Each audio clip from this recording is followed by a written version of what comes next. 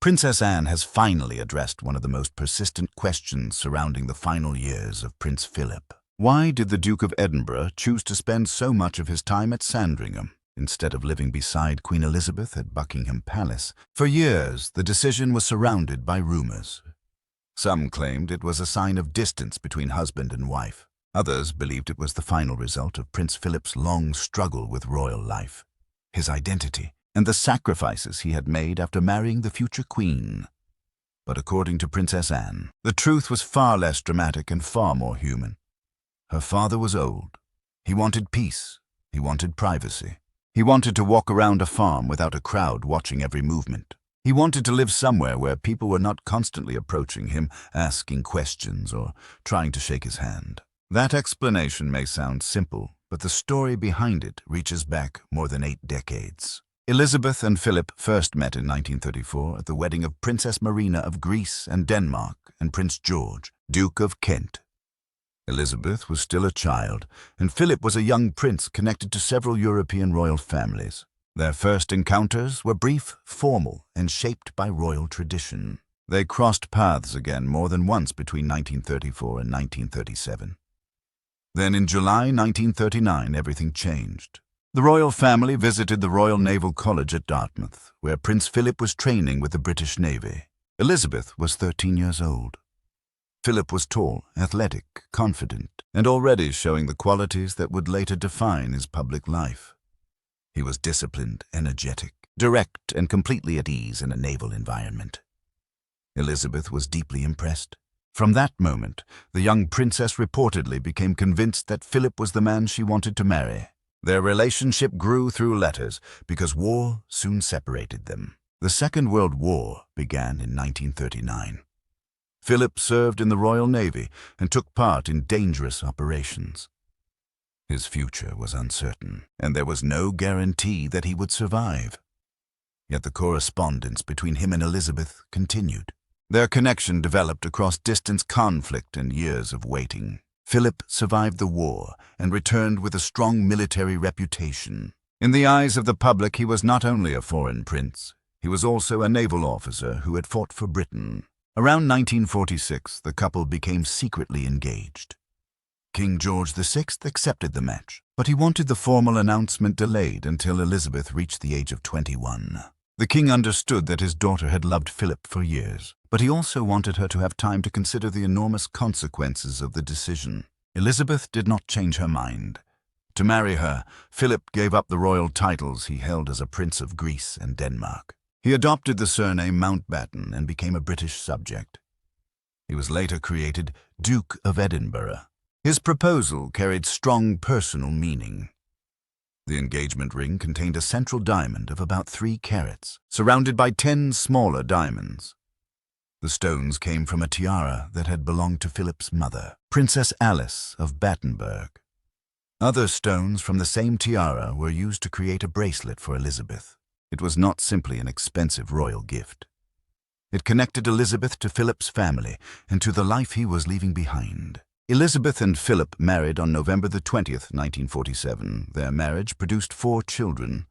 Charles was born first, followed by Anne, Andrew, and Edward. For the public, the family appeared united, disciplined, and devoted to duty.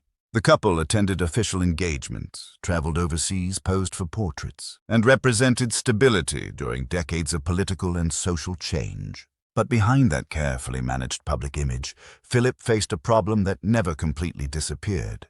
He had married the woman he loved, but he had also entered an institution that was larger than any individual. He was a naval officer used to command movement and clear responsibility. Inside the monarchy, his position was far more complicated. He was the Queen's husband, but he was not the monarch. He was expected to support, advise, and accompany. His role was important, yet its limits were always visible. The problem became more serious after the death of King George VI on February 6, 1952. Elizabeth became queen at the age of 25. The family was no longer simply a young royal household living at Clarence House. They now represented the center of the British monarchy. Tradition required the new queen to move to Buckingham Palace. Philip reportedly disliked the idea. Clarence House had been their family home. It was smaller, more practical, and easier to manage. Buckingham Palace was a symbol of national power, but it was also enormous, formal, crowded with staff, and governed by established customs. The palace contained about 775 rooms. These included 188 staff bedrooms, 52 royal and guest bedrooms, 92 offices, 78 bathrooms, and 19 staterooms. It also contained kitchen storage areas, service rooms, and spaces required for official ceremonies.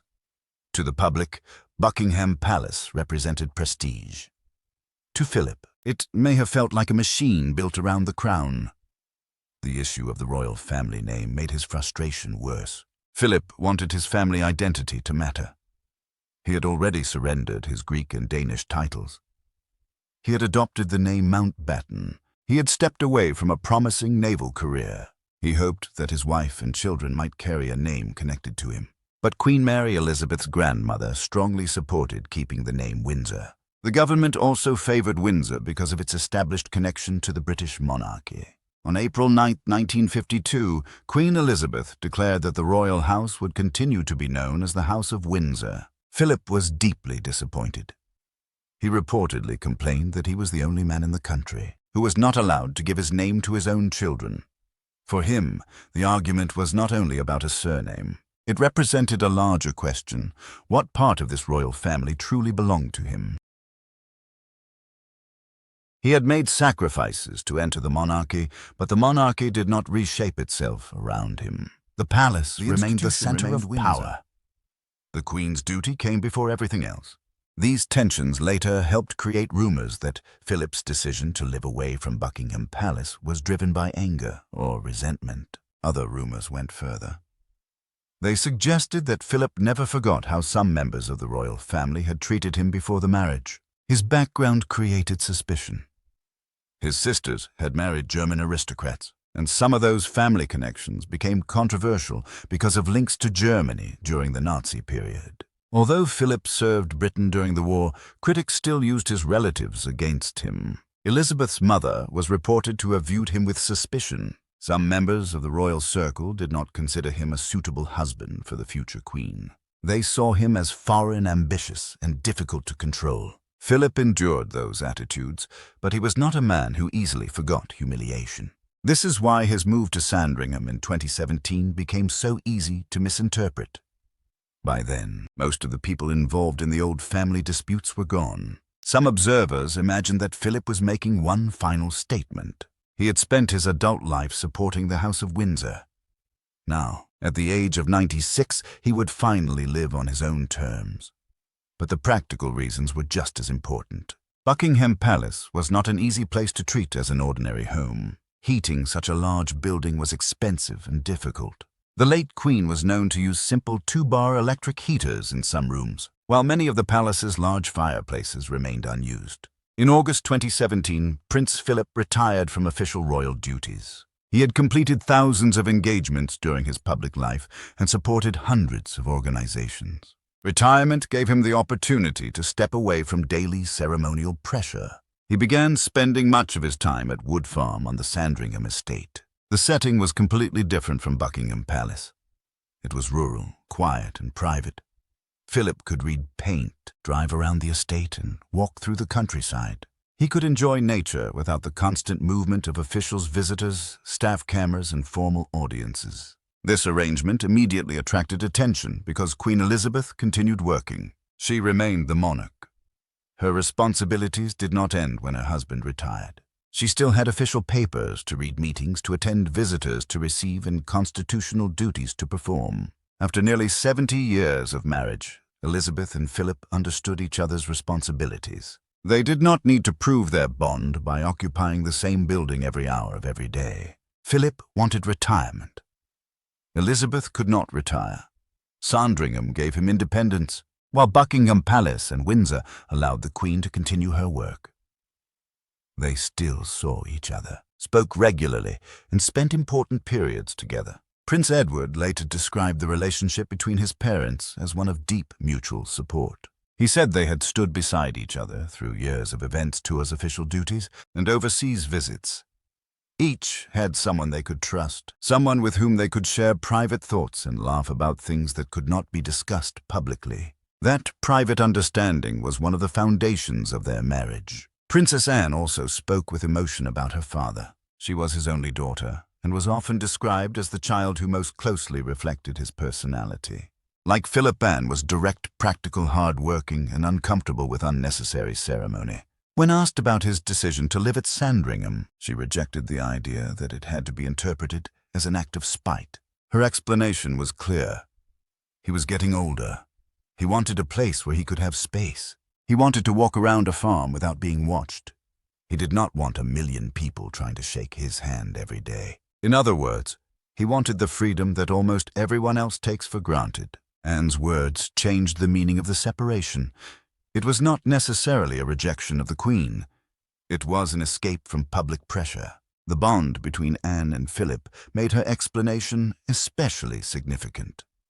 In 1963, Anne began attending Benenden School. She became the first daughter of a British monarch to receive this type of education outside the palace environment. She could not attend Gordonstown, the Scottish school associated with her father, because it was not co-educational at that time. Years later, both of Anne's children, Peter Phillips and Zara Tyndall, attended Gordonstown. In that way, she continued part of Philip's tradition through the next generation. Anne understood the importance her father placed on independence, discipline, outdoor life, and personal responsibility. She knew why a farm in Norfolk could offer him something that Buckingham Palace never could. Prince Philip died on April 9, 2021, at the age of 99. Queen Elizabeth was close to him during his final period. His death ended a marriage that had lasted more than 73 years, beginning with a young princess who had fallen for a naval cadet and continuing through war, coronation, political change, family crises, and the transformation of Britain itself. Philip did struggle with identity. He did lose the naval career he loved. He did fail to give his name to the royal house. He did have to stand behind his wife in public, even when his own instincts pushed him toward leadership. But frustration and love can exist in the same marriage. So can distance and loyalty. Princess Anne's account suggests that the simplest answer may also be the most accurate. Prince Philip did not move to Sandringham because he had stopped caring about Queen Elizabeth. He moved because at 96 he wanted room to breathe. He wanted fewer ceremonies, fewer strangers, and fewer eyes following him. He wanted fields instead of corridors. He wanted birds' books, painting, and the quiet rhythm of the estate. After spending most of his life serving a crown that was never his, he wanted a small part of life that belonged only to him. In 1947, Philip gave up titles and nationality to marry Elizabeth. In 1952, he accepted that the royal house would remain Windsor. For the following decades, he carried out duties, supported the Queen, represented Britain, and built his own legacy through military interests, conservation, science, engineering, youth programs, and public service. Then in 2017, he finally stepped back. That was not necessarily rebellion. It may have been the final compromise between a husband who needed retirement and a wife whose duty could never truly end. Princess Anne's words do not remove every mystery surrounding her parents. They do, however, challenge the most dramatic rumor of all. Prince Philip's life at Sandringham was not proof that he had abandoned the Queen. It was the choice of an elderly man who had spent decades in the public eye and wanted to finish his life with privacy, independence, and dignity.